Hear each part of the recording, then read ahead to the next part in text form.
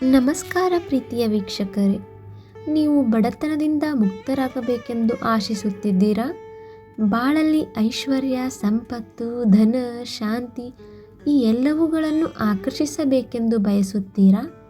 ಹಾಗಿದ್ದರೆ ಈ ವಿಡಿಯೋ ನಿಮಗಾಗಿ. ಇಂದು ನಾವು ತಿಳಿಯೋಣ, ಬಡತನ ದೂರ ಹೋಗುವ ಮೊದಲು ದೇವರು ತೋರಿಸುತ್ತಾ ಇರುವ 21 ವಿಶೇಷ ಸೂಚನೆಗಳು ಯಾವುವು ಎಂಬುದನ್ನು. 1. ಅಪರೂಪದ ಕನಸುಗಳು.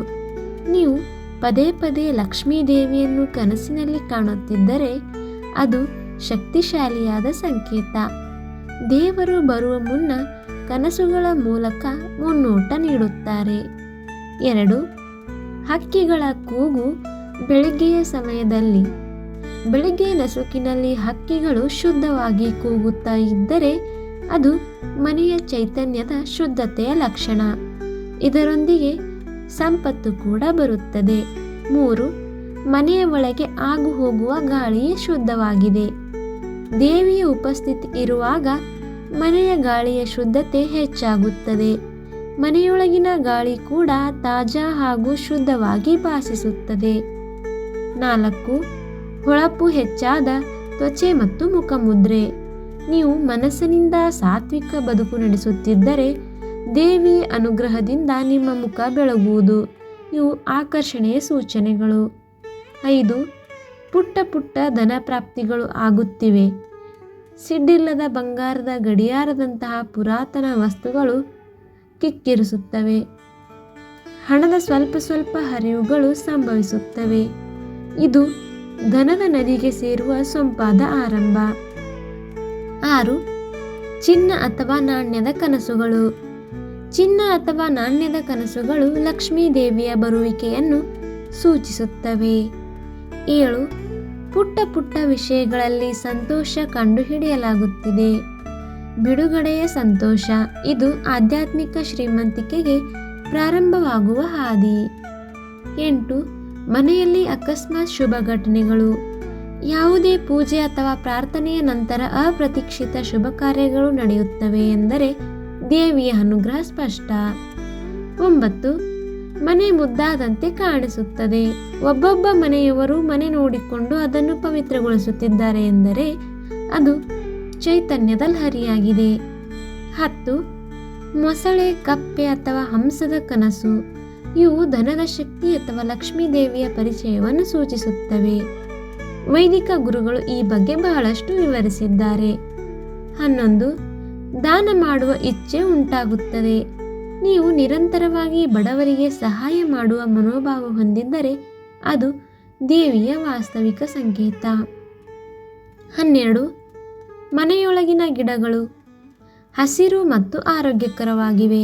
ಇದು ವಾಸ್ತು ದೃಷ್ಟಿಯಿಂದ ಉತ್ತಮ ಬೆಳವಣಿಗೆಯ ಲಕ್ಷಣ. ಸಂಪತ್ತು ಸೆಳೆಯುವ ಶಕ್ತಿಯ ಹಾದಿಯು ಇಲ್ಲಿ ಆರಂಭವಾಗುತ್ತದೆ. 13.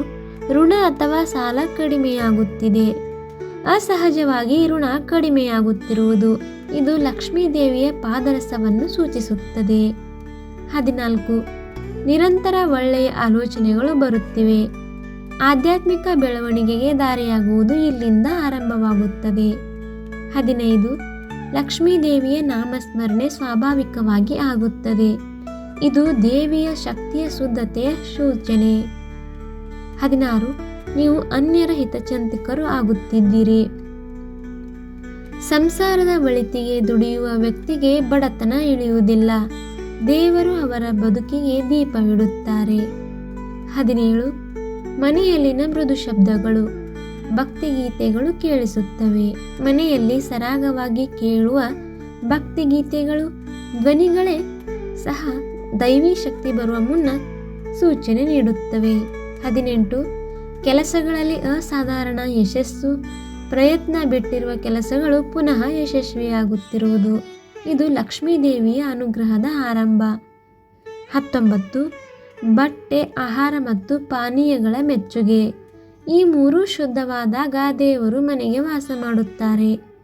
20. ಹಣವನ್ನು ಶ್ರದ್ಧೆಯಿಂದ ಉಪಯೋಗಿಸುವ ಬುದ್ಧಿಮತ್ತೆ, ಅರ್ಥವಂತಿಕೆಯಿಂದ ಹಣ ಬಳಕೆ. ಸಂಪತ್ತು ಉಳಿದುಕೊಳ್ಳಲು ಮೊದಲ ಪಾಠ. 21 ನಿಮ್ಮ ಮನೆಗೆ ಬಂದ ಅತಿಥಿಗಳು ಸಂತೋಷದಿಂದ ಹಿಂತಿರುಗುತ್ತಾರೆ. ಅತಿಥಿಗಳ ಮುಖದಲ್ಲಿ ಸಂತೋಷ. ಇದು ಲಕ್ಷ್ಮೀ ದೇವಿಯ ಆಶೀರ್ವಾದದ ದೃಷ್ಟಾಂತ. ನಿರಂತರ ಧನ ಆಕರ್ಷಣೆಗೆ ಟಿಪ್ಸ್, ಅಂದರೆ ಇವು ಬೋನಸ್ ಟಿಪ್ಸ್. ಲಕ್ಷ್ಮೀ ಅಷ್ಟೋತ್ತರ ಶತನಾಮಾವಳಿ ಪ್ರತಿದಿನ ಪಠನ ಮಾಡಿ. ಮನೆಗೆ ಶುಚಿತ್ವ, ಗಂಧದ ಬತ್ತಿ ಹಾಗೂ ಧೂಪವನ್ನು ಹಚ್ಚಿಡಿ. ಪ್ರತಿ ಶುಕ್ರವಾರ ದೇವಿಗೆ ಪಾಕವಿಧಾನದಿಂದ ಪ್ರಸಾದ ತಯಾರಿಸಿ. ಕೊನೆಗೆ ಓಂ ಶ್ರೀ ಮಹಾಲಕ್ಷ್ಮೀ ನಮಃ ಈ ಮಂತ್ರವನ್ನು 108 ಬಾರಿ ಜಪಿಸಿ. ಈ ಎಲ್ಲ ಲಕ್ಷಣಗಳು ನಿಮ್ಮಲ್ಲಿ ಕಾಣಿಸುತ್ತಿದ್ದರೆ ಧೈರ್ಯವಿಟ್ಟು ಹೇಳಬಹುದು, ಬಡತನ ನಿಮ್ಮನ್ನು ತೊರೆದಿದೆ. ಇನ್ಮೇಲೆ ನಿಮ್ಮ ಜೀವನ ಶ್ರೀಮಂತಿಕೆಯಿಂದ, ಧನದಿಂದ, ಶ್ರದ್ಧೆಯಿಂದ ಮತ್ತು ದೇವರ ಅನುಗ್ರಹದಿಂದ ತುಂಬಿರುತ್ತದೆ. ಈ ವಿಡಿಯೋ ನಿಮಗೆ ಉಪಯುಕ್ತವಾಯಿತಾ? ಲೈಕ್ ಮಾಡಿ, ಶೇರ್ ಮಾಡಿ ಮತ್ತು ನಮ್ಮ ಚಾನಲನ್ನು ಸಬ್ಸ್ಕ್ರೈಬ್ ಮಾಡಿ. ಧನ್ಯವಾದಗಳು. ನಿಮ್ಮ ಜೀವನ ಶ್ರೀಮಂತವಾಗಲಿ.